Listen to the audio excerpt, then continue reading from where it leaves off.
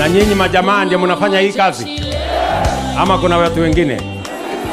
Nyinyi ndio maengineer, nyinyi ndio ma quantity surveyor, nyinyi ndio ma electrician, nyinyi ndio ma steel fixer, nyinyi ndio ma carpenter, nyinyi ndio ma mason, ndio mnafanya hii kazi yote. Jipigieni makofi bwana. Tumeelewana?